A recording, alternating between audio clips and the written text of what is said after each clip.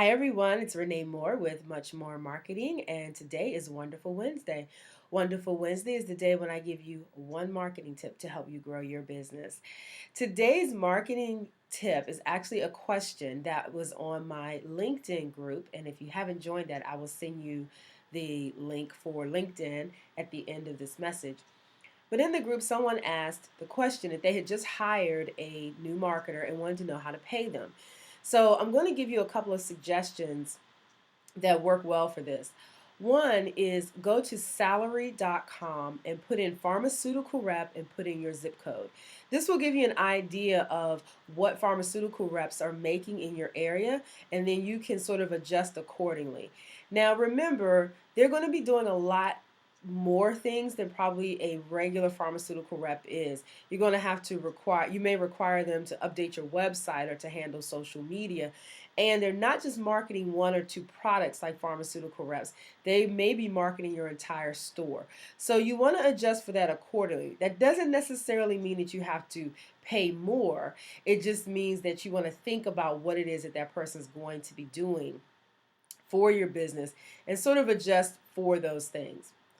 The second thing you can do is to look at their life situation. Now, according to human resources, there are certain questions you're not supposed to ask on an interview. So you're not supposed to ask them about their family situation, their children, or anything like that. But that doesn't mean people don't talk about it. What you want to find out, though, is would they be willing to take a higher commission and a lower base? And that way you can adjust your money accordingly, because you may not be able to pay that large base salary up front, but you may be able to pay a commission because that's based on the work that they do. So you may want to find out what their situation is so that you can offer the right thing for them. The third suggestion I have, and this is a big one, and I see a lot of pharmacists get frustrated when they don't do this. That is, don't pay your marketer like they are a pharmacy technician, meaning don't pay them hourly. Because if you need them to go to a health fair or to sponsor you at some type of seminar or event that may go on all day, they may have to get there at 6 o'clock in the morning and set up. That means that if you're paying them hourly and you don't like to pay overtime, that they're going to pack up at 2 and the event might not be over till 4. Or if they stay all day, they're not going to work on, say, Thursday when you really need them to work.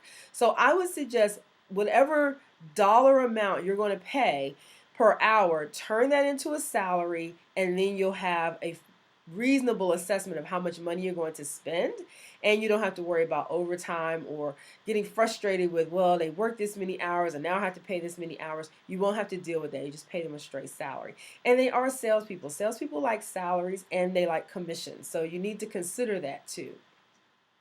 Last but not least, you want to consider a car allowance for them. If they're going to be driving their own vehicle, taking care of the insurance on it and the gas, you may want to consider a flat rate of, say, $400 or $500 a month.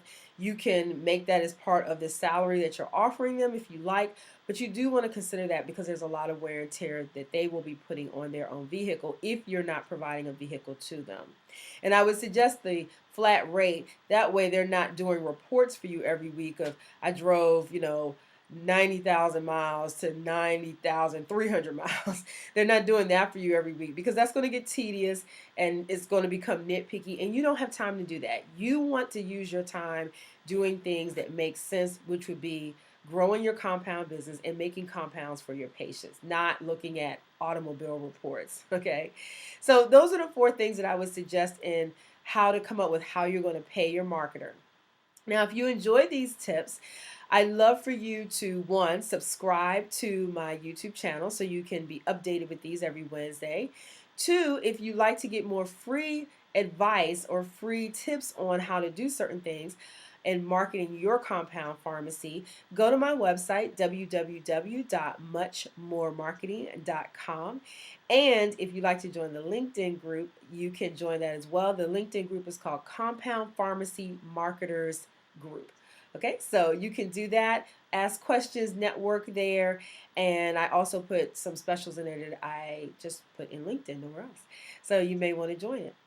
If you have any other questions, you can meet me on my Facebook page and ask those questions. I'd be happy to answer them. But in the meantime, have a wonderful Wednesday, and I'll see you next week. Bye.